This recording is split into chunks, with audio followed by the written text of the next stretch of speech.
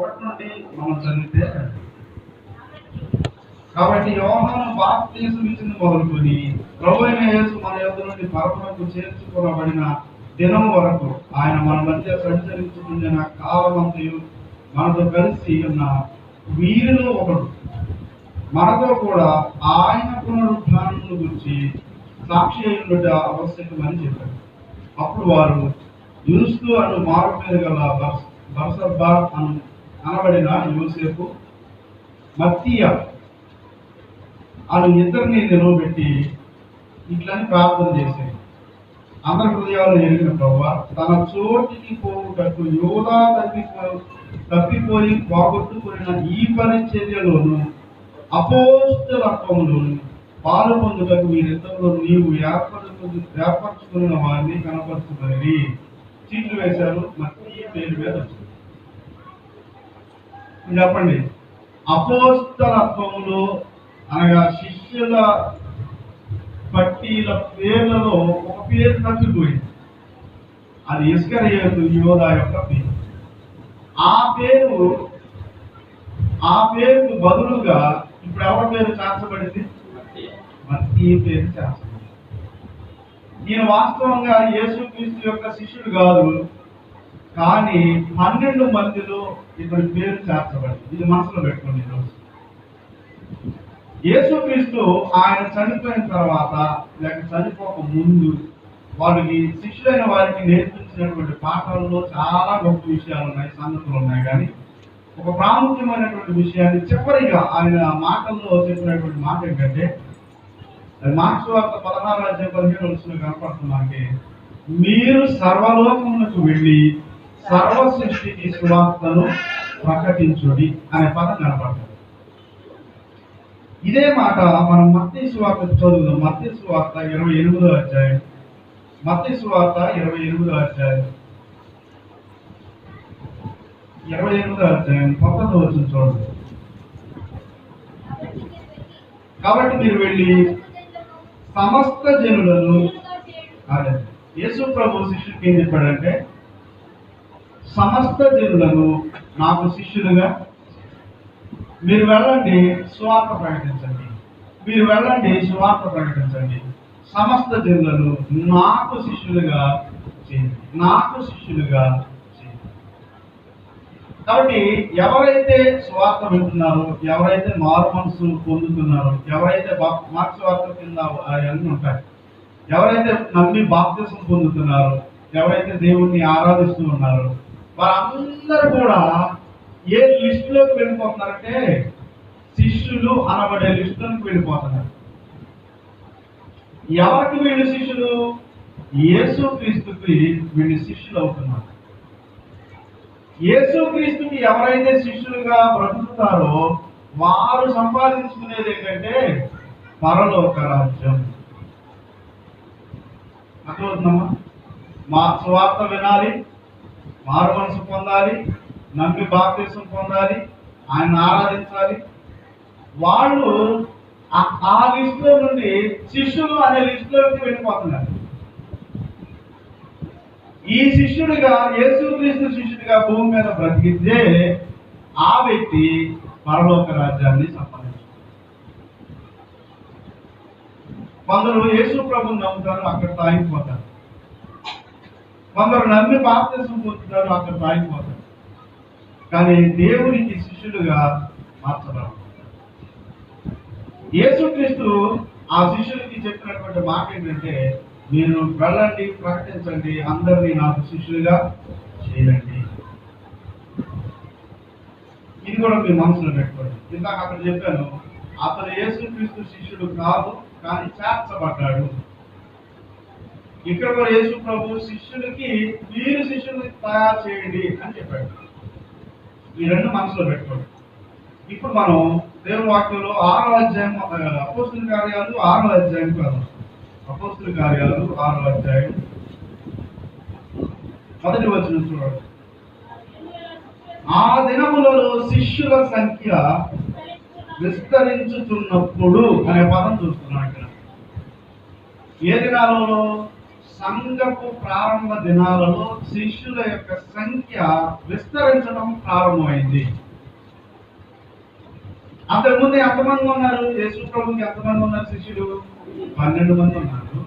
ఈ రోజున రాయబడిన మాటలు మనం చూస్తే శిష్యుల సంఖ్య విస్తరించింది అని రాయబడింది. 9వ అధ్యాయం చూడండి. 9వ అధ్యాయం మొదటి వచనం చూడండి. సౌలు ఇంకను ప్రభు యొక్క శిష్యులను బెదిరించుటయును హత్య చేయుటను తనకు ప్రాణాధారమైనట్టు ప్రధాన యాజకుల యొక్కకు వెళ్ళి అన్నారు. ఇక్కడ ఏం చేస్తున్నారు?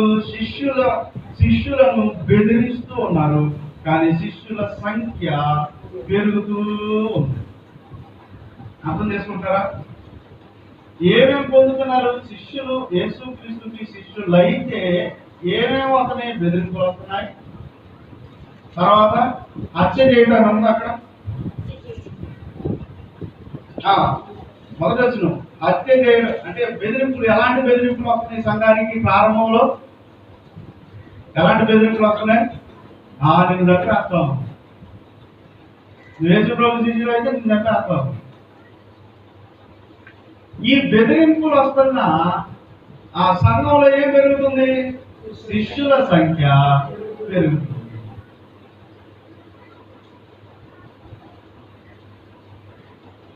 బెదిరింపులకు ప్రాణాపాయ స్థితిలో ఉన్నప్పటికీ శిష్యులు కరగడం మనం చూస్తున్నాం. సంఘంలో విస్తరించడం మనం చూస్తున్నాం.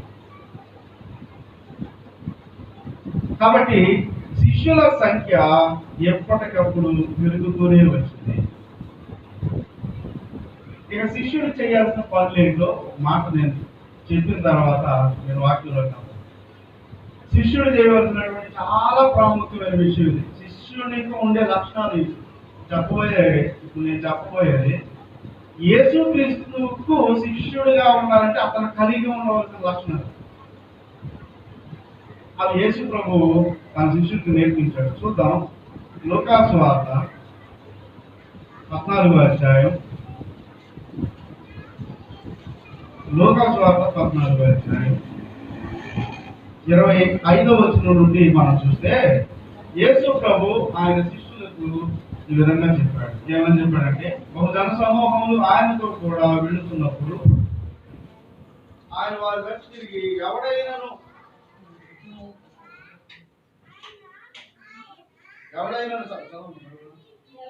నా యొద్దకు వచ్చి తన తండ్రిని, తల్లిని, భార్యను, పిల్లలను, అన్నదమ్ములను, అక్క చెల్లెళ్లను, తన ప్రాణమును సహా ద్వేషించకుంటే వాడు నా శిష్యుడు కానేరడు. మరియు యేసు ప్రభు ఏం చెప్తున్నాడమ్మా? శిష్యుడిగా యేసు ప్రభువుకు ఉండాలంటే, యేసు ప్రభువుకి శిష్యుడిగా ఉండాలంటే ఏం చేయాలి?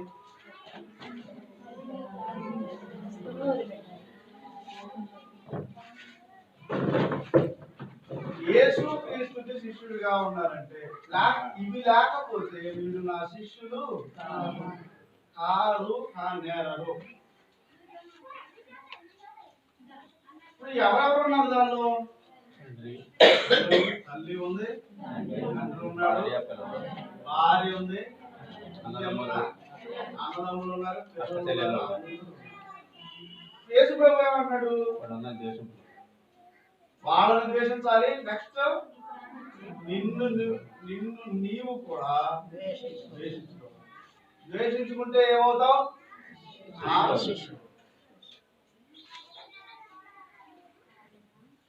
అసలు వాళ్ళని ఎందుకు ద్వేషించాలి? మనం జాగ్రత్త వినాలా. దేవుని వాక్యం కొన్నిసార్లు అది చదివినప్పుడు మీరు అపార్థం చేసుకుంటారు. చిన్న చిన్న అయ్యే మీరు అపార్థం చేసుకుంటారు. యేసుక్రీస్తు శిష్యుడిగా ఉండాలంటే ఇంకొక మాట చదవాలి. మీరు ఏం చదవాలంటే, తల్లిని తండ్రిని విడిచి, తల్లిని విడవాలి, తండ్రిని విడిచిపెట్టాలి అని వాక్యంలో ఏం చెప్పాడంటే, నీ భార్యను హత్తుకోవాలి అని చెప్పాడు దేవుడు. ఆదికాండము 2వ అధ్యాయం 24వ వచనంలో, కాబట్టి పురుషుడు తన తండ్రిని విడిచి భార్యను హత్తుకులు వారి ఏక శరీరమై ఉన్నారు అని. తన తల్లిని తండ్రిని విడిచి, అక్కడ తల్లిదండ్రులను విడిచి అనే పదాన్ని వాడాడు. ఇక్కడ కూడా ఏ పదం వాడతాడంటే తల్లిని తండ్రిని భార్యను అనే చేశాడు. అక్కడ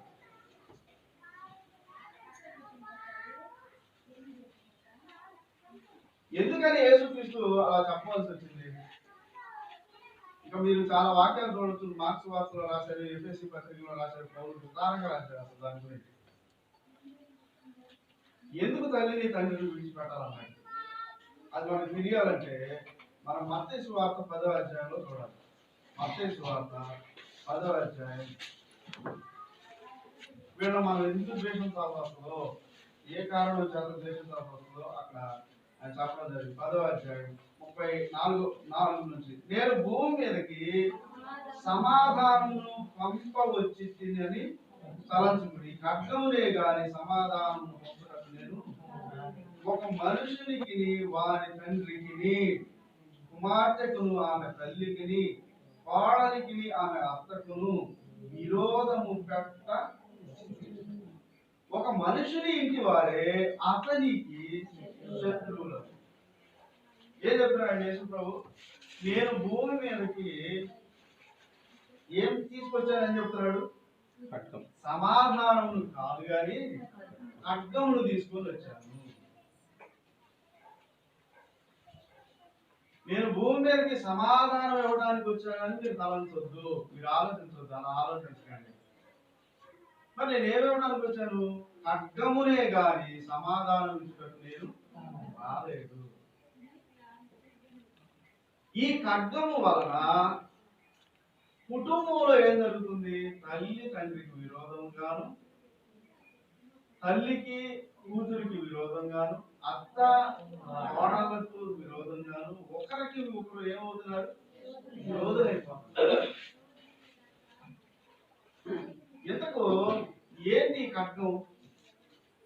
ఈ ఖడ్గం ఏంటో మీకు తెలిస్తే ఎందుకు విరోధులు అవుతున్నారో, ఎందుకు విరోధులు అవుతారో కూడా మీకు అర్థమైంది. చూద్దాం. ఏప్రిల్ రాసిన పత్రికలో 4వ అధ్యాయం. ఏప్రిల్ రాసిన పత్రిక 4వ అధ్యాయం. ఏప్రిల్ రాసిన పత్రిక 4వ అధ్యాయం 12వ వచనం చూడండి. ఎందుకనగా దేవుని వాక్యము సజీవమైన బలము గలది, రెండంచులు గల ఎటువంటి ఖడ్గము కంటే వాడిగా ఉండి ప్రాణాత్మలను కీళ్లను మూలుగును విభజించునంత మట్టుకు దూరుచు హృదయం యొక్క తలంపులను ఆలోచనలను. ఇక్కడ ఖడ్గము అనే పదానికి అర్థం ఏమని రాయబడింది? ఇక్కడ దేవుడి యొక్క,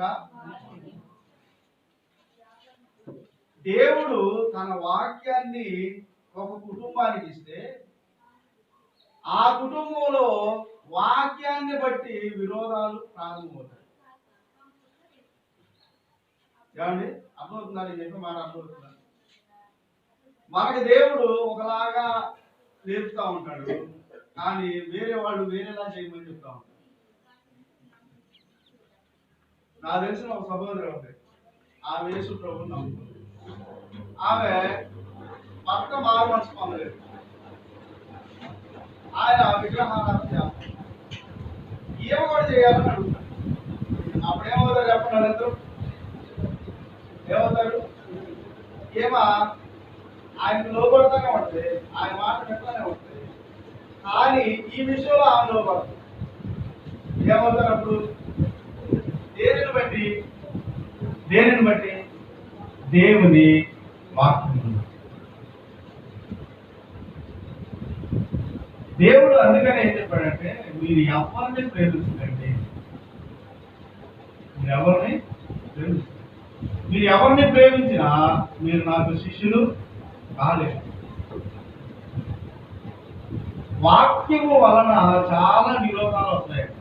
వాక్యం ఒకలా ఉంటుంది, వేరే వాళ్ళు వేరేలా చెప్తారు. మనకి అది బాగా అర్థం. లేని ఎందుకు చెప్తారు వీళ్ళంటారు? వాక్యంలో ఉన్నవి చెప్తే చాలా సంతోషపడతారు, లేని చెప్పినప్పుడు బాధ కలుగుతారు. అలాంటి విరోధాలు చాలా వచ్చాయండి. అందుకే సంఘాలు ఇన్ని ఏర్పడ్డాయి. అర్థం చేసుకుంటారా? వాక్యానికి విరోధంగా ఉన్న మాటలను బట్టి ఇప్పుడు రోమన్ క్యాథలిక్ ఒకలా ఉంటుంది. రోమన్ క్యాథలిక్ నచ్చమే లోదరన్ నచ్చింది. లోదరను, బ్యాప్టిస్టులు, సిఎస్ఐ చాలా వచ్చాయి సంఘాలు. ఎన్నో సంఘాలు ఏర్పడ్డాయి. కారణం ఏంటంటే వాక్యాన్ని సరిగా అర్థం చేసుకోవాలి. ఎవడైనాను యేసుక్రీస్తుకి శిష్యుడిగా ఉండకపోతే వాడు ఏం చేయాలంటే వాక్యానికి లోబడి ఉండాలి. వాక్యానికి లోబడి ఉండాలి. ఎంతవరకు లోబడి ఉండాల్సి వస్తుందంటే ప్రాణం తీసేస్తున్నా వాక్యానికి లోబడేంతగా ఉండాలి. ప్రాణం పోతున్నా వాక్యానికి లోబడేంతగా సిద్ధపడాలి. ఈ రోజున మనం ఒక ప్రాముఖ్యమైనటువంటి వ్యక్తి గురించి కొంచెం ధ్యానం చేద్దాం. ఈయన యేసు ప్రభుకి శిష్యుడు కాదు, కానీ యేసు ప్రభు కంటే యేసుక్రీస్తు శిష్యుల కంటే భూమి మీద ఎక్కువ పరిచర్య చేశాడు. నేను ఎవరెవరి చెప్పాను చెప్పండి. యేసుక్రీస్తు కంటే యేసుక్రీస్తు శిష్యుల కంటే భూమి మీద ఎక్కువ పరిచర్య చేశాడు. చెప్పారు పేరు నేర్చుకుంటుంది. ఆయన పేరు అపోస్తలుడైన పౌలు. ఈయన చేసిన పరిచర్య ప్రపంచంలో ఇక ఈ యుగానికి అంతం జరిగే లోపుగా ఎప్పుడూ చేయలేదు. మనం గుర్తుపెట్టుకోండి, ముందు కాలంలో కానీ ప్రపంచం అంతమైపోతుంది. అంతమైపోబోయే కాలం వచ్చేంత వరకు కూడా ఈయన చేసిన పరిచర్య ఎప్పుడూ చేయలేదు.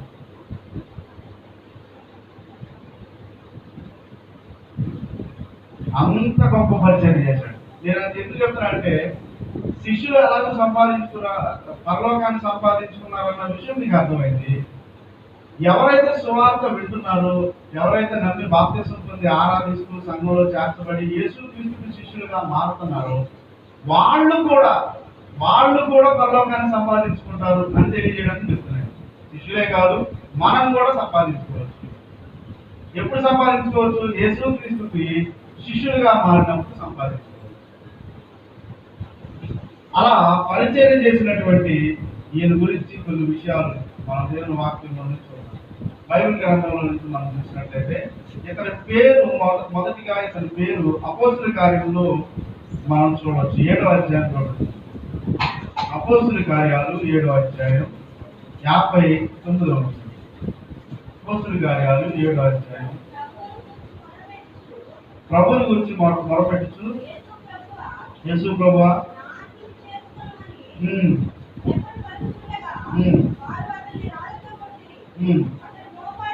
మొక్కాళ్ళుని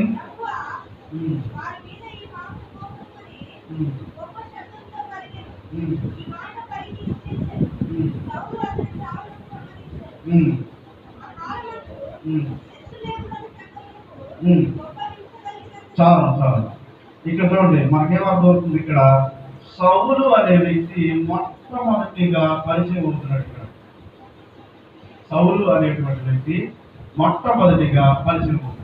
ఏ సందర్భంలో పరిచయం అవుతున్నాడంటే స్టెఫన్ని రాళ్లతో కొట్టి చంపారు, చూసారా? చంపిన దానికి సమ్మతించిన వాడిగా కనపడుతున్నాడు. యేసుక్రీస్తు శిష్యుడైన స్టెఫను చంపబడినప్పుడు ఆయన చావుకి సమ్మతించిన వాడిగా మొట్టమొదటిగా మనకు కనబడుతుంది. ఆయన పేరు అప్పుడు సౌలు అని రాస్తుంది బైబిల్లో. ఇంకొక మాట చూద్దాం 13వ అధ్యాయంలో. ఇతని పేరుకు సంబంధించి ఇంకొక మాట చూద్దాం. 13వ అధ్యాయం 9వ వచనం. 13వ అధ్యాయం 9వ వచనంలో అందుకు పౌలు అనబడిన సౌలు. ఏమన్నది ఇక్కడ? పౌలు అనబడిన సౌలు.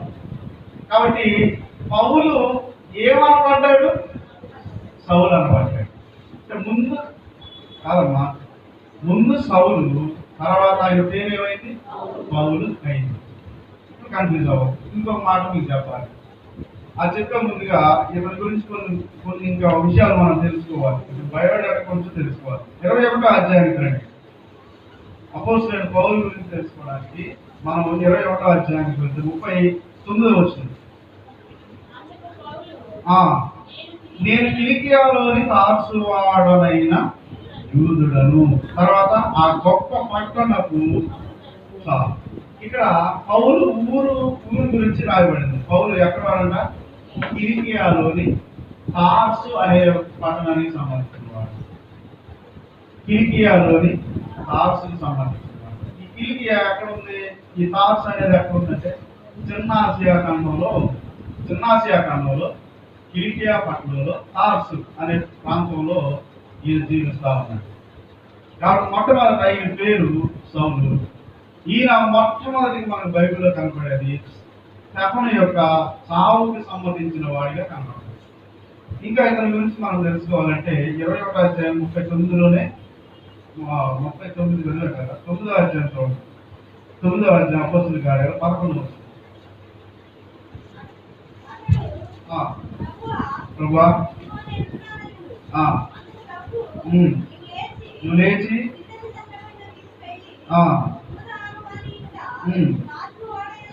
తార్సు వాడైన సౌలు అని దేవుడు స్వయంగా చెప్పాడు. అంటే ఈ ఊరిని కన్ఫర్మ్ చేసుకోవడానికి ఆయన తార్సు వాడైనటువంటి సౌలు అని చెప్పాడు. ఇంకొక వాక్యం చూడండి. 22వ అధ్యాయం 3-4 వచనాలు. 22:3-4 వచనాలు. నేను కిలికియాలోని తార్సులో పుట్టిన యూదులను, అయితే ఈ పట్టణంలో గమలీయేలు పాదముల యొక్క పెరిగి అంటారు. కాబట్టి పౌలు తార్సు అనే పట్టణానికి సంబంధించిన వాడు.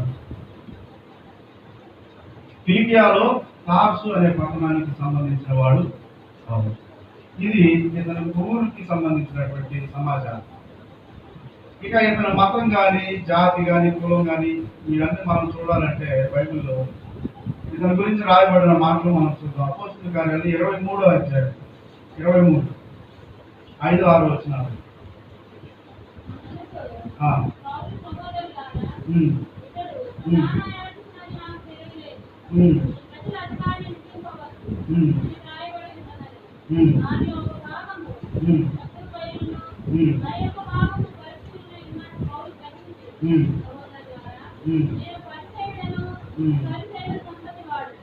చూడండి, నేను పరిసయ్యుడును అని చెప్తున్నాడు.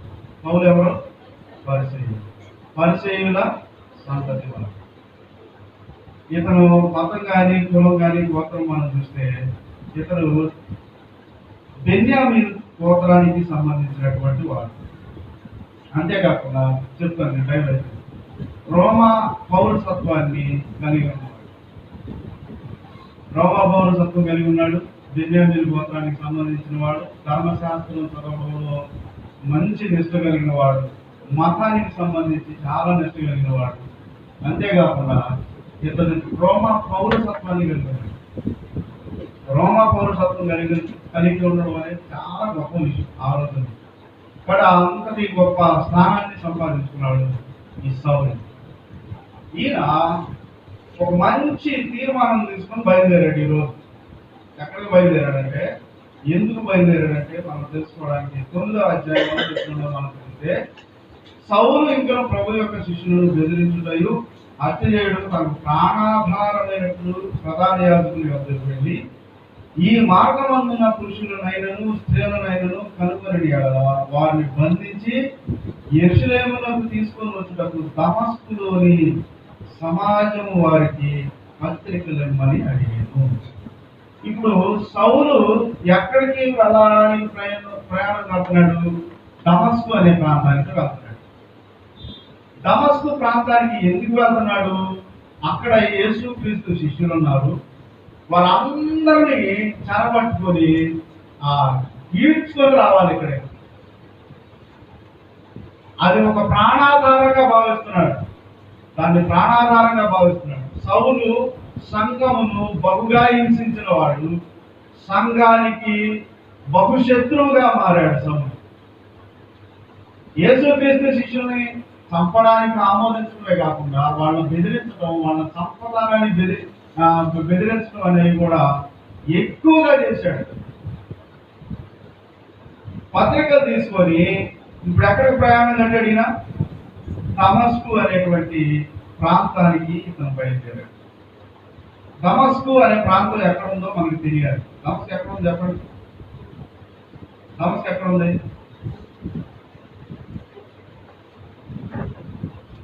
దమస్కు ఎక్కడ ఉంది? మనం ఒకసారి మ్యాప్ చూద్దాం. మ్యాప్ లో అంటే ఎంత ప్రయాణం ఇతను ఎక్కడ ఉంది తెలియాలి. అది చూపిస్తాను బైబిల్లో. నేను మ్యాప్ ఏ మ్యాప్ అంటే కొత్త నిబంధన కాలపు పాలస్తీనా. దమస్కు అనగానే మన ఇంటి పక్కన ఏదో లేకపోతే బాపులో ఉందని అనుకోవాలి. ఆయన ఎంత ప్రయాణం కట్టాడు చూడండి. అంటే దేవుడి మీద ఆయనకి ఎంత పాపం ఉందో మనకు తెలియాలంటే ఈ ఖచ్చితంగా చూడాలి. ఇప్పుడు ఈయన ఎక్కడ ఉన్నాడంటే యెరూషలేములో ఉన్నాడు. ఎక్కడ ఉన్నాడు? పత్రికలు తీసుకుంటే ఎక్కడంటే యెరూషలేములో. యెరూషలేము ఏ ప్రాంతంలో ఉంది? ఇక్కడ చూడండి.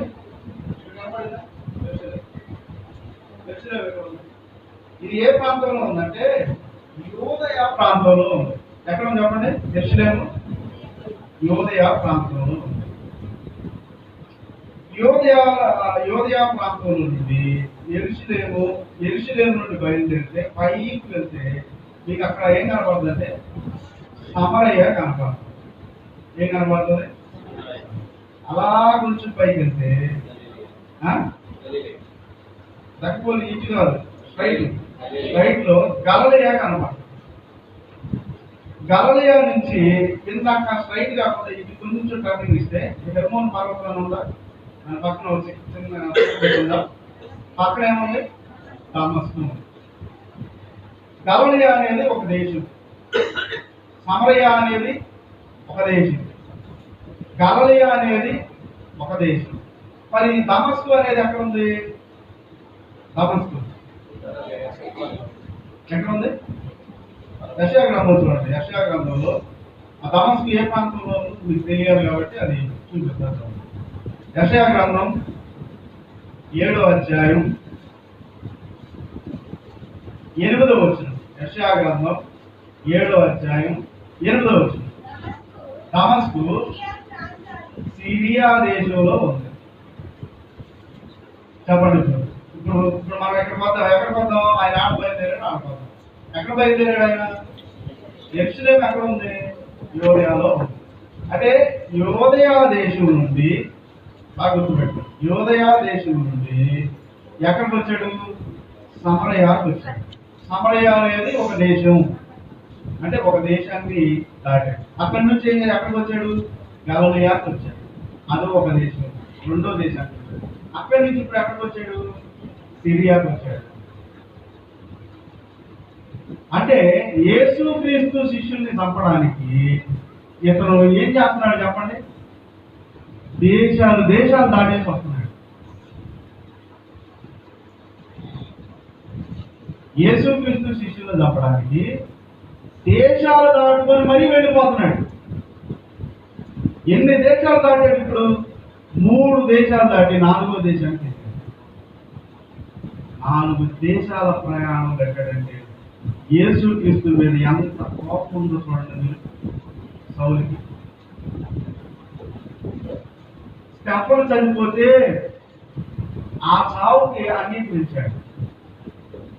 యెరూషలేము ప్రాంతంలో ఉన్న శిష్యుల్ని బహుగా హింసించాడు. అంతేకాకుండా ఇతను హింసలు తట్టుకోలేక చెదిరిపోయినటువంటి అనేక ప్రాంతాలకు వెళ్ళిపోయినటువంటి వారిని కూడా విడిచిపెట్టకుండా వాళ్ళని కూడా లాక్కొచ్చి చంపడానికి ఈరోజు ప్రయత్నం చేస్తున్నాడు.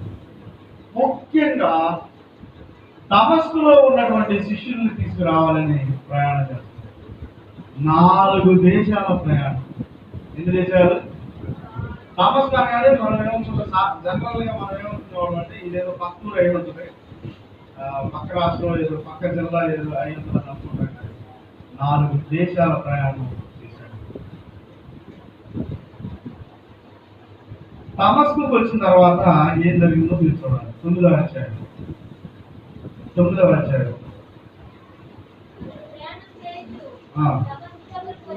దగ్గరకు వచ్చినప్పుడు అకస్మాత్తుగా ఆకాశం నుండి అపోస్తలుల కార్యాలు 9వ అధ్యాయం ఒక వెలుగు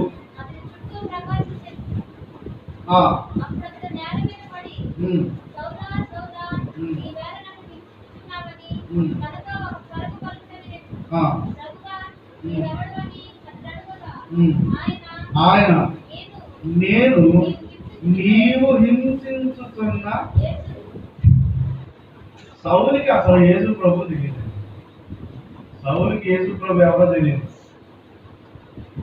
కానీ ఈ రోజు యేసు ప్రభు ఏం చెప్తున్నాడంటే అతనితో, నువ్వు ఎవరినైతే హింసిస్తున్నావో ఆ యేసును నేనే అన్నాడు.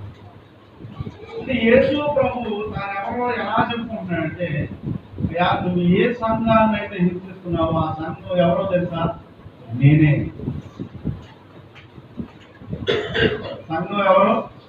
నేనే. సంఘాన్ని హింసిస్తే ఎవరిని హింసించినట్టు?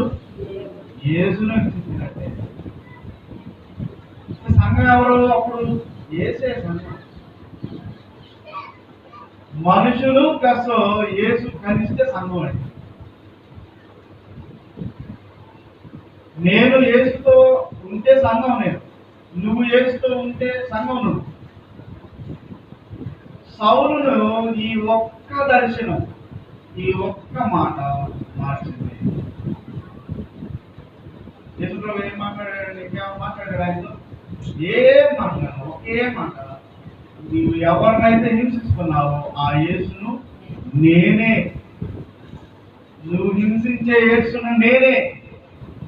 ఈ ఒక్క మాట అతని జీవితాన్ని మార్చేసింది. పెద్ద పెద్ద ప్రసంగాలు ఏమి వెళ్ళలేదు ఆయన, మారడానికి చాలా టైం తీసుకోలేదు. యేసుక్రీస్తుని అంగీకరించడానికి సమయం పట్టలేదు ఆయన. ఆయన ఎప్పుడైతే యేసుక్రీస్తు ఆ మాట చెప్పాడో ఆయన వెంటనే తెలుసుకున్నాడండి. పైగా ఆయన కనపడినప్పుడు ఏమంటాడు? ప్రభువా నువ్వు ఎవడము అన్నాడు. నువ్వు ఎవడు? ఆయన అన్నాడు, నీవు హింసించుతున్న యేసును నేనే.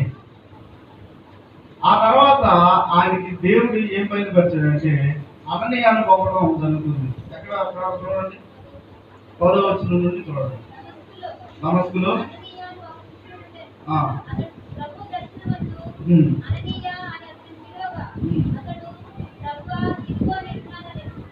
పదిహేను వచనం ఆయన ఏం చెప్పాడంటే, అందుకు ప్రభువు నీవు వెళ్ళుము, అన్య జనుల ఎదుట, రాజుల ఎదుట, ఇశ్రాయేలీల ఎదుట నా నామమును అది అటలైన చేయాలి భరించుటకు ఇతడు నేను ఏర్పరచుకున్న సాధనమై ఉన్నాడు. ఇతడు నా నామము కొరకు ఎన్ని శ్రమలను భరింపవలను నేను ఇతనికి చూపుదునని అతనితో చెప్పాను. ఇప్పుడు ఎవరెవరు ఎదుట నిలబడాలి? రాజుల ఎదుట, అధికారుల ఎదుట, ప్రధానుల ఎదుట, అసలు అందరి ఎదుట నిలబడాలి. ఏం భరిస్తూ? నా నామమును భరిస్తూ నిలబడాలి. పైగా నేను ఏర్పాటు చేసుకున్నాను ఇతన్ని అని చెప్పాడు దేవుడు. బాగా గుర్తుపెట్టుకోండి, సౌలును దేవుడు ఏర్పాటు చేసుకున్నాడు. ఎందుకు ఏర్పాటు చేసుకున్నాడు తెలుసా? అతడు ఏ సిద్ధాంతం అయితే నమ్ముతాడో, ఏది చెయ్యాలని అనుకుంటాడో అది ఖచ్చితంగా చేసే ఆలోచన ఉందండి. అతను పని చేయాలనుకున్నప్పుడు దాన్ని చేసే తేవతాడు. సంఘాన్ని హింసించాలనుకున్నప్పుడు 4 దేశాలు దాటి వెళ్ళాల్సిన అవసరం ఉందండి. ఎక్కడ యెరూషలేము, ఎక్కడ దమస్కు, అంత ప్రయాణాన్ని ఎంత సులువుగా తీసుకున్నాడు. అంత పెద్ద ప్రయాణాన్ని చాలా సులువుగా తీసుకుని ప్రయాణం చేస్తాడు. దేవుడు ఇతను చూశాడు, ఇతను దీనికోసమే ఇంతగా పనిచేస్తే నన్ను తెలుసుకుంటే నేను ఎంత పని చేయించుకోవచ్చు అంటాడు. అందుకే ఆయన దర్శించాడు. నువ్వు హింసించే యేసు నేను అన్నాడు. ఆయన కళ్ళు అన్నీ పోయాయి. ఆ తర్వాత దమస్కులోకి చేర్చబడ్డాడు. అననీయాకు దర్శనమిచ్చి దేవుడు అననీయాను పంపి చెప్తున్నాడు, అననీయాను సందేహించవద్దు, అతను రాజులు ఎదురు నిలబడతాడు, అధికారులు ఎదురు నిలబడతాడు, నా కోసం పని. కాబట్టి నువ్వు వెళ్ళి ఏం చేయాలా? అతని కోసం ప్రార్థన చేయాలి. నేను ఆల్రెడీ అతనికి చెప్తున్నాను అని దేవుడు అననీయాకు చెప్పాడు. ప్రియమైన దేవుని పెట్టారా, ఈ రోజున సంఘాన్ని హింసించినటువంటి సంఘాన్ని బెదిరించినటువంటి, సంఘాన్ని హత్య చేయాలనుకున్నటువంటి సౌలును దేవుడు దర్శిస్తే అతను మార్పు ఎలా జరిగిందో మనం ఊహించలేనంతగా జరిగింది. ఆ సందర్భాలు మనం చూస్తే ఆయన కిందకు వచ్చిన తర్వాత ఆయన చూపు పొంది వెంటనే ఏం చేశాడు తెలుసా? బాప్తిసం తీసుకున్నాడు. సౌలు ఏం చేశాడండి? బాప్తిసం తీసేసుకున్నాడు. వెంటనే బాప్తిసం దేవుడు దర్శించిన వెంటనే అతడు అననీయ ప్రార్థించిన వెంటనే త్వరలు రాలేదు. ఆయన మనసును దిగిన తర్వాత బాప్తిసం తీసుకున్నాడు. ఆ తర్వాత ఆయన కొన్ని సంవత్సరాల పాటు అనేక ప్రాంతాల్లో సేవ చేయడానికి బయలుదేరాడు. మనం చూస్తే చూపు పొందిన తర్వాత ఆయన ఏం చేశాడు? గలతీయులకు రాసిన పత్రిక మొదటి అధ్యాయం, ఇది ఎలాగ ఉంటుంది? 9వ అధ్యాయం 15వ అధ్యాయం. గలతీయులకు ఈ విషయాన్ని ఆయన స్పష్టంగా రాస్తూ వచ్చాడు. గలతీయులకు రాసిన పత్రిక మొదటి అధ్యాయం 15వ వచనం. ఆయన తల్లి గర్భమందు పడినది మొదలుకొని ప్రత్యేక పరీక్ష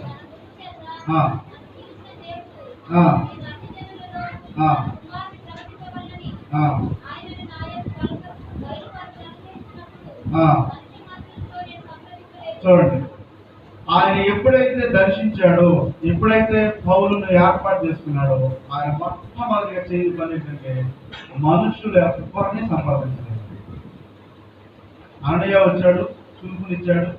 ఆ తర్వాత ఆయన వెళ్ళిపోయాడు. వెళ్ళిపోయిన తర్వాత ఆయన ఏం చెప్తాడంటే, దేవుడు నన్ను ఏర్పాటు చేసుకున్న తర్వాత దేవుని ఏర్పాటు నా పట్ల ఉందా లేదా, నేను ఇలా చేయొచ్చా లేదా, ఇది చేయనా వద్దా అని మనుషులనైతే అతను సంప్రదించలేదు. దేవుడు అతనితో మాట్లాడాడు, దానికి లోబడ్డాడు. మనుషుల్ని సంప్రదించలేదు. తర్వాత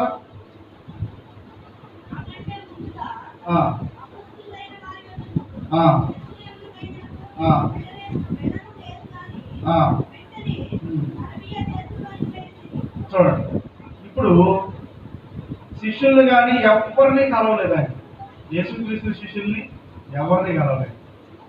ఆ చూపు పొందిన తర్వాత ఆయన మొట్టమొదటి చేరుకున్న ప్రాంతం ఏదంటే అరేబియా దేశానికి వచ్చేసాడు. ఆ తర్వాత ఏం చెప్తున్నాడు ఆయన? అక్కడి నుంచి మళ్ళీ ఎక్కడికి వచ్చాడు? దమస్కుకు వచ్చాడు. దమస్కుకు వచ్చిన తర్వాత ఏం చేశాడు?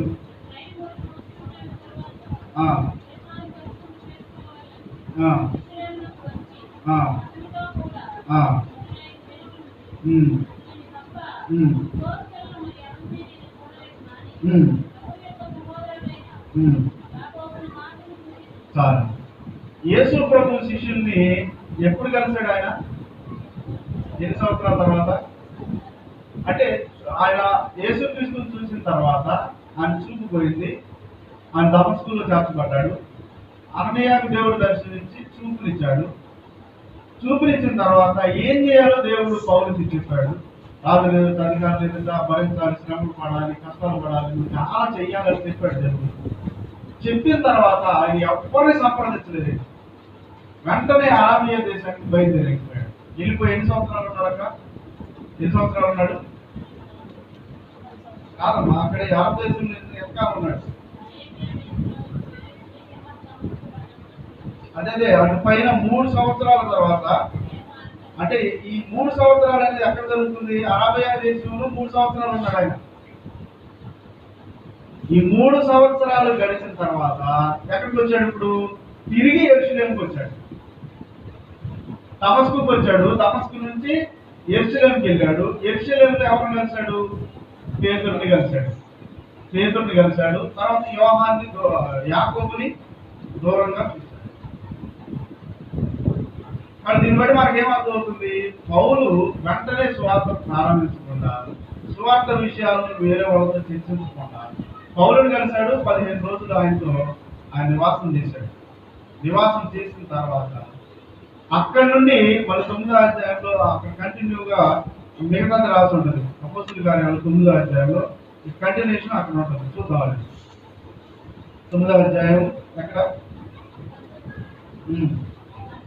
ఇక్కడ ఎక్కడ? 19వ వచనంలో, పిమ్మట అతడు దమస్కులో ఉన్న శిష్యులతో కూడా కొన్ని దినములు కొన్ని దినాలు శిష్యులతో ఎన్ని రోజులు ఉన్నాడు? ఎన్ని రోజులు ఉన్నాడు? కొన్ని దినాలని ఇక్కడ ఉంది, అక్కడ మనం చదివాం కదా గలతీలో 15 రోజులు ఉన్నాడు. ఎన్ని రోజులు ఉన్నాడు? 15 రోజులు ఉన్నాడు. ఉన్న తర్వాత ఏం చేశాడు? వెంటనే సమాజ మందిరంలో యేసే దేవుని కుమారుడని ఆయనను గూర్చి ప్రకటించాడు. అరేబియా దేశానికి వెళ్ళాడు. 3 సంవత్సరాలు అక్కడ ఉన్నాడు.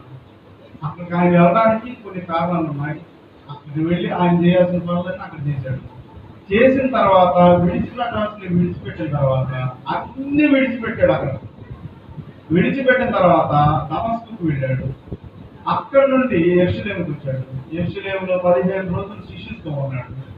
ఈ శిష్యులతో ఉన్న తర్వాత ఆయన మొట్టమొదటిగా ప్రారంభం చేసిన మాట ఏంటంటే యేసే దేవుడని ఎక్కడ ప్రకటిస్తున్నాడు?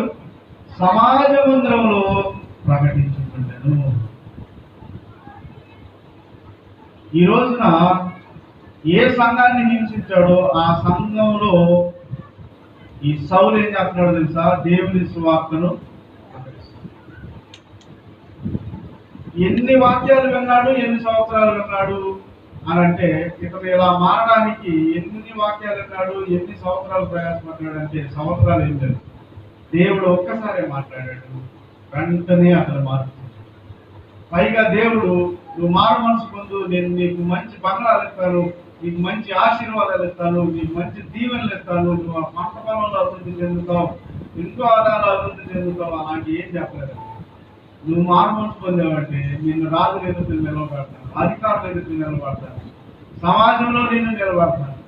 నువ్వు శ్రమలు చాలా అనుభవించాలి. నా కోసం నువ్వేం అనుభవించాలి? అది సౌలు దేనికి ఇష్టపడి వచ్చాడు? దేనికి ఇష్టపడి మారు మనసు పొందాడు? నేను క్రీస్తు శ్రమలను అనుభవించాలి. ఇలా ఎవరన్నా మాట్లాడమ్మా? నేను ఎక్కువ అంటే కొన్ని పాంప్లెట్లో మా పాంప్లెట్లో చూస్తూ ఉంటాను. ఏం చూస్తూ ఉంటానంటే, రండి మీకు కోర్టు తాగాదాలా, ఉపవాస ప్రార్థనకు రండి, దేవుడు అది చేస్తాడు. ఇలాంటివి ఎక్కువ ఉంటాం. మీకు స్వస్థత కావాలా రండి, మీకు ఆరోగ్యం కావాలా రండి, మీకు పెళ్లి కావాలా రండి, మీ అప్పులు పోవాలా రండి. కానీ యేసు ప్రభు పిలుపు ఎలా ఉంటుందంటే, నా కొరకు మీరు భరించాల్సి ఉంటుంది రండి. ఇది నా పిలుపు.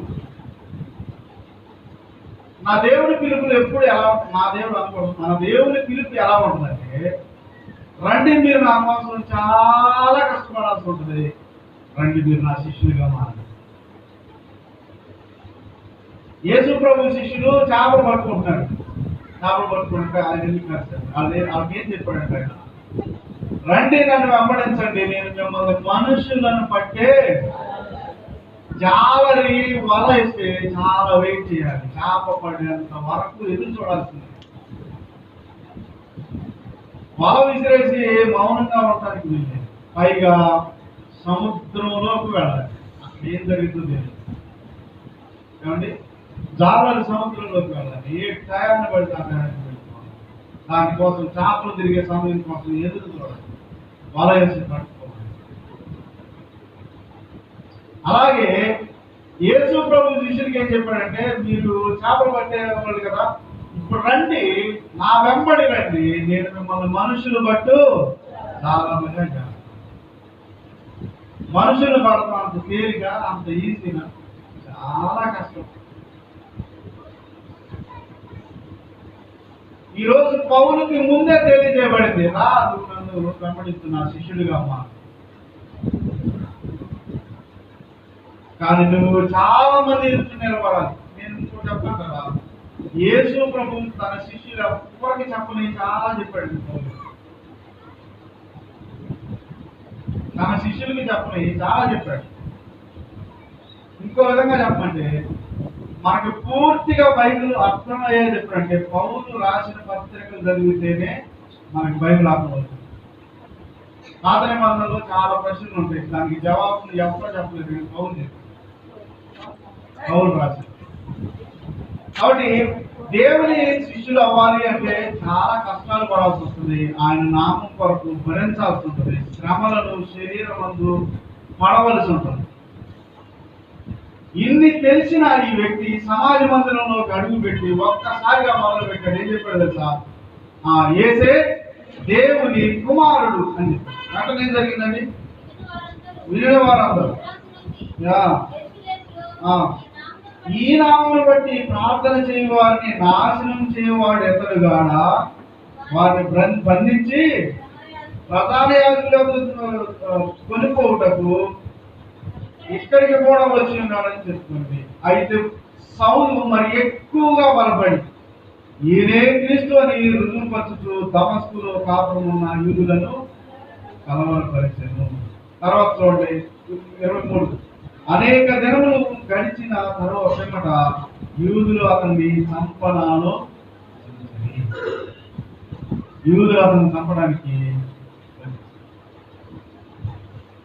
చూడండి. అతను మారు మనసు కొద్ది ఒక్కసారి వాక్యం మొదలు పెట్టాడు. మొదలు పెట్టిన వెంటనే ఏమొచ్చింది అతనికి న్యూస్ అంట ఏసే దేవుడు అంటే అరే ఈ నామాన్ని చెప్పినందుకే కదా ఇతను సంఘాన్ని హింసించింది, ఎంతమందిని కొట్టింది, ఎంత గందరగోళం చేశాడు, ఎదురైతే ఎలా చెప్తున్నాడు మళ్ళీ అని అనుకున్నారు. ప్రధాన యాజకుల దగ్గరికి తీసుకుని వెళ్ళి వీడి వ్యవహారం ఏదో చూద్దాం అన్నాడు. అప్పుడు శిష్యులు ఏం చేశాడు తెలుసా? గంపలో పెట్టి ఆయన కిటికీలో దించి పారిపోయాడు. తర్వాత ఏం చేశారు? ఈయన దమస్కుకు వచ్చాడని తెలుసుకొని అక్కడ ఏం చేశారంటే కాపలాదారులను పెట్టి వీడిని చంపేయాలి. అంటే పౌలు తన సేవ ప్రారంభంలోనే ఏం ఎదుర్కొన్నాడు చెప్పండి? శ్రమలు కష్టాలు ఎదుర్కొంటారు. అంతేకాదు అప్పుడే సేవ ప్రారంభం నుండి ఒక ఆలోచన ఉంది ప్రధాన యాజకులు కానీ వీళ్ళందరికీ వీడిని చంపేయాలి, పౌలును చంపాడు. ఇప్పుడు చూడండి, యేసుక్రీస్తుని నమ్ముకున్న తర్వాత పౌలు ఏమండి ఏ పరిస్థితికి వెళ్ళిపోయాడంటే సావు పరిస్థితికి వచ్చేసాడు. ప్రారంభమే స్వార్థ ప్రారంభమే సావు దాకా వచ్చేసాడు.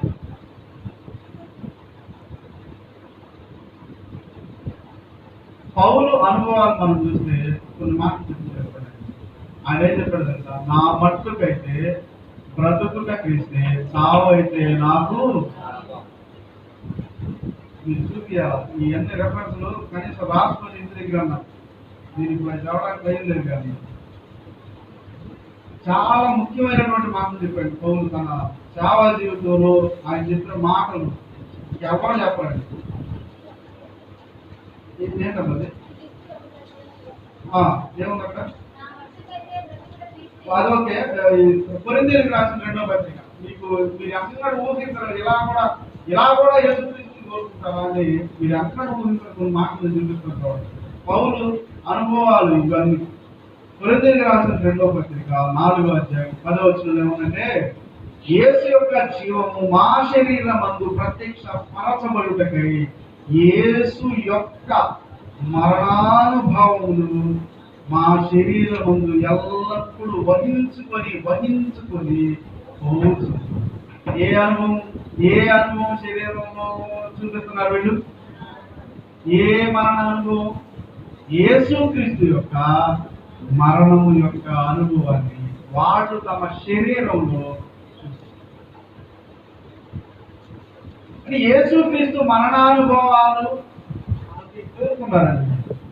తర్వాత ఫిలిప్పీయులకు రాసిన పత్రికలో 3వ అధ్యాయం 10-11 వచనాల్లో ఏముందంటే, ఏ విధము చేతనైనా మృతులలో నుండి నాకు పునరుద్ధానం కలుగవలెనని ఆయన మరణంలో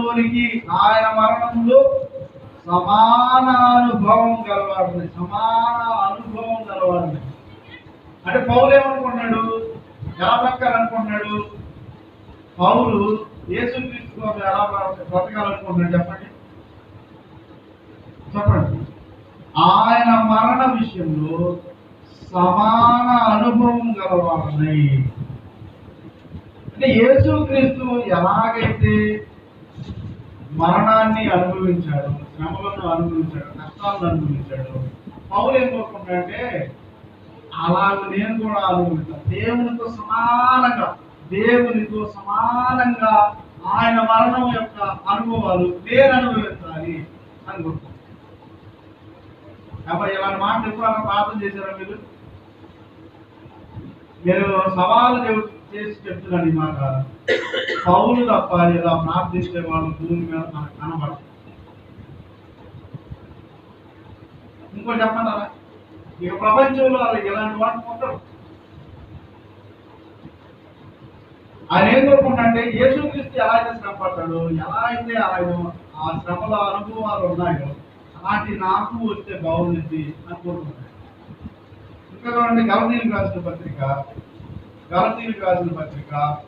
2వ అధ్యాయం 20వ వచనంలో ఇలా అంటాడు, నేను క్రీస్తుతో కూడా సిలువ వేయబడి ఉన్నాను, ఇక జీవించువాడును నేను కాదు, క్రీస్తే నా యందు జీవిస్తున్నాడు. నేను ఇప్పుడు శరీరం అందు జీవించుతున్న జీవితం నన్ను ప్రేమించి నా కొరకు తాను అప్పగించుకున్న దేవుని కుమారుని అందు విశ్వాసము వలన నేను జీవిస్తుంది ఎవరి వలన? అంతే. దేవుడు నన్ను ఉంచాడు కాబట్టి బతుకుతున్నా, కానీ నేను ఎప్పుడో చచ్చిపోయా. దేవుని కొరకు దేవుడు నన్ను ఉంచాడు కనుక నేను బతుకున్నా, కానీ నేను ఎప్పుడో చనిపోయాను అని చెప్తాను.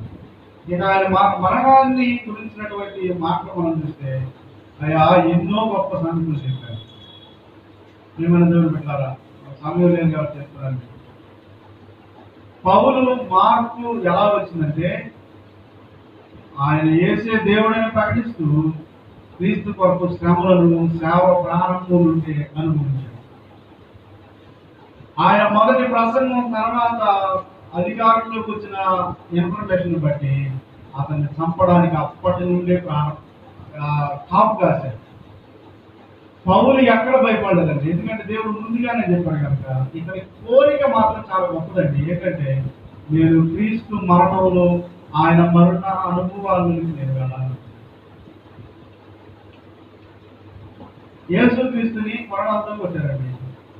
ఎన్నిసార్లు కొట్టారండి? ఒకసారి కొట్టారు. ఎన్ని దెబ్బలు కొట్టారు? మరి పౌరులు ఎన్నిసార్లు కొట్టారు? ఒకటి తప్పు 40 దెబ్బలు ఎన్నిసార్లు కొట్టారండి? 3 సార్లు కొట్టారు. 3 సార్లు యేసుక్రీస్తుని 1 తప్పు 40 కొరడా దెబ్బలు ఒకసారి కొడితే పౌలు 3 సార్లు కొట్టించుకున్నాడు. యేసుక్రీస్తుని అంటే ఈ ఫ్యాషన్ ఆఫ్ ది క్రైస్ట్ అనే మూవీలో ఆయన శిలువ మీద ముందు కొట్టే ఒక సందర్భాన్ని చూపించినప్పుడు ఎలా ఉంటుంది, ఆయన శరీరం అంతా కూడా బాగా గాయాలైపోయింది, ఎక్కడక్కడ చీలిపోయి కనబడుతుంది కదా. పౌలు బ్రతుకున్నప్పుడు ఆయన తర్వాత యేసుక్రీస్తుని సిలువ వేశారు, అది వేరే సందర్భం. కానీ పౌలు 1 తక్కువ 40 దెబ్బలు 3 సార్లు తిని భూమి మీద బతుకున్నాడు. ఆయన బతుకున్నంత కాలం ఆయన శరీరం మీద ఏమో లేదు సార్, ఆయన బ్రతుకున్నంత కాలం ఆయన శరీరం మీద గాయాలు అలాగే ఉన్నాయి. మీరు యేసుప్రభువుని చూసుకుంటారుగా ఫ్యాషన్ ఆఫ్ ది క్రైస్ట్. ఇప్పుడు 3 సార్లు అలా కన్ను తిన్న వ్యక్తిని మీరు ఊహించుకోండి. పౌలు శరీరంలో ఆ గాయాలు ఎక్కడ గాయాలు అక్కడే ఉన్నాయి, చచ్చిపోయే వరకు. యేసుప్రభువుకి ఒకసారి ప్రార్థన చేస్తలేదు, అయ్యా నాకు మరి నా శరీరంలో ఇంత పాపం ఉంది కదా, నువ్వు నాకు తీసేసావు, నేను ఎక్కువ సేవ చేస్తాను అని అడిగాడు. అడిగితే ఆయన ఏం చెప్పాడు తెలుసా? నా కృప నీకు. ఇప్పుడు పౌలు శరీరం మీద గాయాలు పెట్టుకుని అలా కొనుక్కోవడానికి లేదు, ఎక్కువ దూరం నడవలేని పరిస్థితి. శరీరం అంతా వాసన పడతాం, చీకులు రక్తం ఉంటుంది, కంటిన్యూగా ఉంటుంది. అందుకే కొన్ని సందర్భాల్లో ఎక్కువగా డాక్టర్ లోక ఆయన పక్కనే ఉండేవాడు. అపోస్తలుల కార్యాలు ఎవరు రాశారు? లోక రాశాడు, ఆయన వైద్యుడు. కానీ పౌలుకి కొంచెం దగ్గర, అంటే ఆయన రోగాన్ని బట్టి పౌలు కొంచెం కాలం పరిచయం చేశాడు ఆయన లోక గారు. అక్కడ అనుభవాలు అపోస్తలుల కార్యాల గ్రంథం రాశాడు. యేసుక్రీస్తుతో ఉన్న అనుభవాలు లోక సువార్తలో రాశాడు. కాబట్టి ఈయన సరిగ్గా కొనుక్కోవడానికి లేదు, ఎక్కువ దూరం వెళ్ళడానికి లేదు, ప్రజలతో సరిగ్గా కూర్చోలేడండి ఆయన. అంటే శరీరం అంత వాసన లాగా దేశాలు దేశాలు దాటాడు. బైబిల్లో యేసుక్రీస్తు గురించి మరి మ్యాప్ పొందలేదు నాకు తెలియదు కానీ, అంటే వేరే ఎవరన్నా రాశారో తెలియదు కానీ, పౌలు ప్రయాణం చేసింది మాత్రం బైబిల్లో మ్యాప్. అదే లాస్ట్ చూడండి పైన హెడ్డింగ్, అపోస్తుడైన పౌలు ప్రయాణం చేసిన,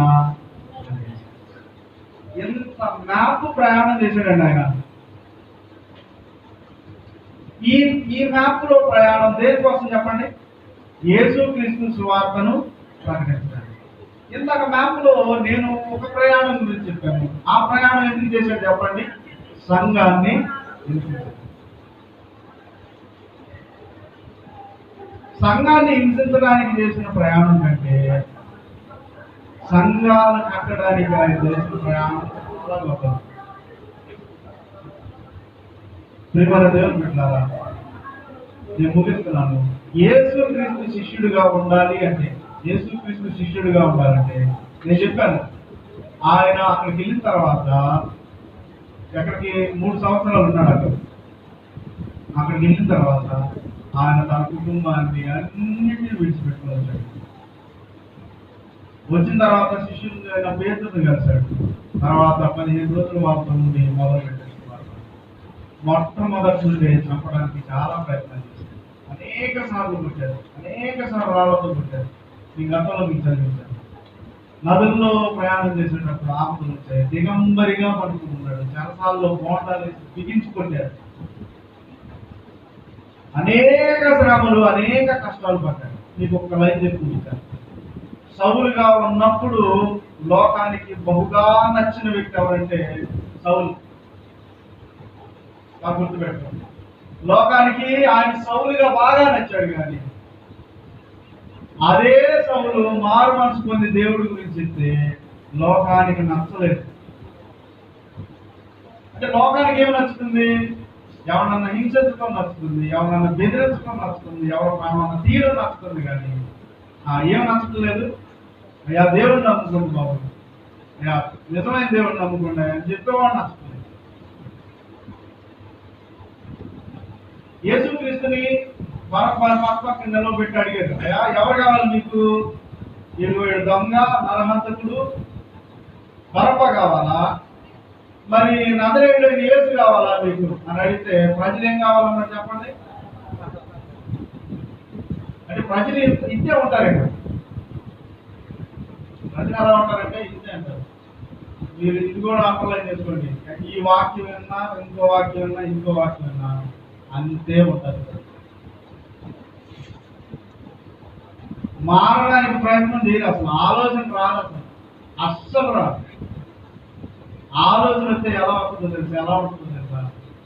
బ్రతికితే దేవుని కోసం బతకాలి, లేదంటే చచ్చిపోతుంది. మార్పు వస్తే ఎలా వస్తుందంటే బ్రతికితే దేవుని కోసం బతకాలి, లేదంటే చచ్చిపోవాలి. అది మార్పు అంటే.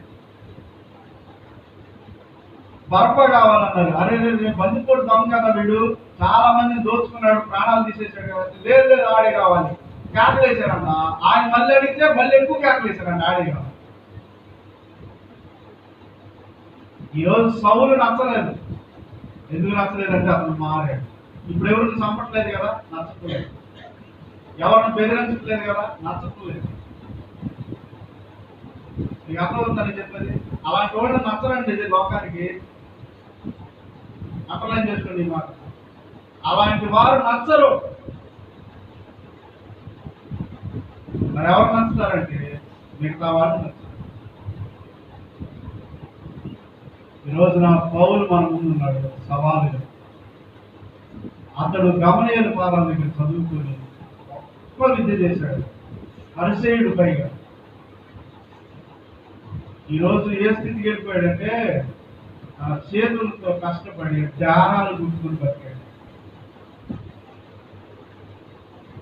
ధ్యానాలు గుర్తుకొని బ్రతుకుతూ అనేక సంఘాలు స్థాపిస్తూ అనేక ప్రాంతాలు, అనేక దేశాలు తిరిగి దేవుని సంఘాలు అనేకమైన కట్టాడు. అంతేకాకుండా అనేక పత్రికలు ఆయన రాశాడు. బైబిల్లో ఆయన రాసిన పత్రికలు ఎవరు రాయలేదు. బైబిల్లో ఆయన ఇచ్చిన వివరణ ఎవరు ఇవ్వలేదు. మార్పు అలా ఉండాలండి. నువ్వు యేసుక్రీస్తు శిష్యుడు అవ్వాలనుకుంటే నీ మార్పు ఇలా ఉండాలి. నీ మార్పు ఎలాంటిదైతే పరలోకం నీకే, పరలోకం నీదే.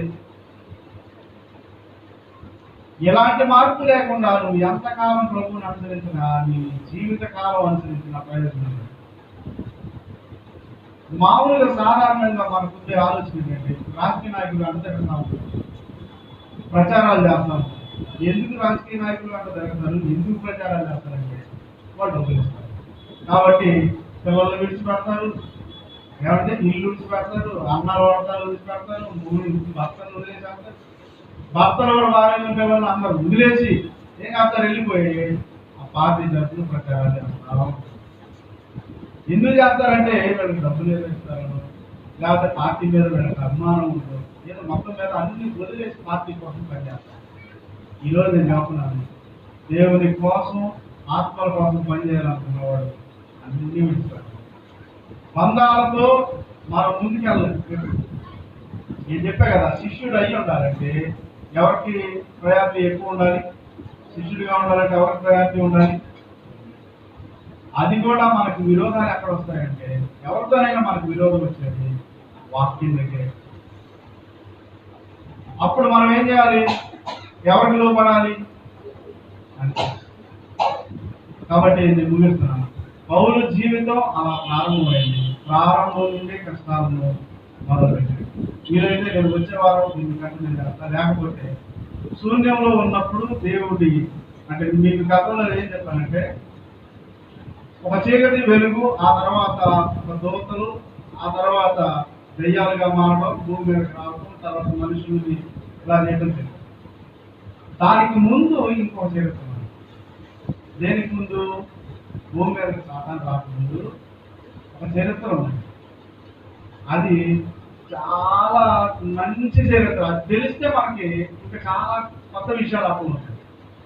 వీలైతే అది చెప్పడానికి ప్రయత్నం చేస్తాను. లేకపోతే పౌలు గురించి ఇంకొంచెం అంటే ఆయన ఎలాంటి అనుభవాలు, ఇంకా ఎలాంటి సేవ చేయడానికి దేవుడి కోసం ఆయన ఎన్ని కష్టాలు అనుభవించాడు అది కొన్ని చెప్పడానికి ప్రయత్నం చేస్తాను. మొత్తం మీద ఈ సౌలు కాస్త కొంతకాలం తర్వాత పౌలుగా మార్చబడ్డాడు. పౌలుగా ఈయన చేసిన ప్రయాణాలు, ఈయన చేసిన సేవ, ఈయన కట్టిన సంఘాలు, ఆ సంఘానికి రాసిన హెచ్చరికలు, క్రమశిక్షణలు, ఇవన్నీ మనం కలిగి ఉండాలి. ముఖ్యంగా నేను చెప్పేది ఏంటంటే, ఒకటే, మీరు దేవునికి శిష్యుడు కాకపోతే చాలా నష్టాన్ని అనుభవించాలి. దేవునికి శిష్యులుగా ఉండాలంటే వాక్యానికి లోబడాలి. వాక్యానికి లోబడిన వాడే దేవుని శిష్యుడు. లేదంటే దేవునికి శిష్యుడు నేరం మాట బట్టి బంగ్లాదేశిస్తూ ఆయన ఒక్కడి వాక్యంలో పౌలు యొక్క జీవితాన్ని మీరు మార్చి ఈ శిష్యుడిగా ఆయన చేయబడి అనేక ప్రాంతాల్లో స్వార్థ ప్రకటిస్తూ అనేక శ్రమలను నీ కొరకు అనుభవిస్తూ నిన్ను చూపించి నిన్ను మహిమపరిచే ఈ సంఘాలకు ఎంతో ప్రోత్సాహకరంగా బ్రతికే జీవితాన్ని అతను కలిగి ఉన్నదాన్ని బట్టి నీకు వందనాలు. మేము కూడా ఆ అనుభవాలను మేము కూడా కలిగి ఉండడానికి ఈ శిష్యులుగా బ్రతకడానికి సహాయం చేయాలి. చెప్తబడిన మాటల్లోని సారాంశాన్ని ప్రతి వారు గ్రహించి దాన్ని అనుసరించడానికి ప్రయత్నించండి. మేమందరం కూడా మేము ఈ లోకంలో చనిపోయే వరకు, లేక నీ రాకడ వచ్చే వరకు నీకు నమ్మకమైనటువంటి పరిచారకులుగా, సువార్థికులుగా, వాక్యోపదేశం చేయవారు కానీ శిష్యులుగా మేమందరం ఉండడానికి సహాయం చేయండి. మరొకసారి మీ వాక్యాన్ని మేము రీతిగా ధ్యానించే వరకు మీ కృపమైన మా సొంత దయచేయండి. వ్యక్తమైన వాక్యం ప్రతి హృదయం దూరం ఫలించడానికి కృప దయచేయండి. యేసు పరిశుద్ధ నామమున పెట్టుకుని ప్రార్థిస్తున్నాను మా తండ్రి.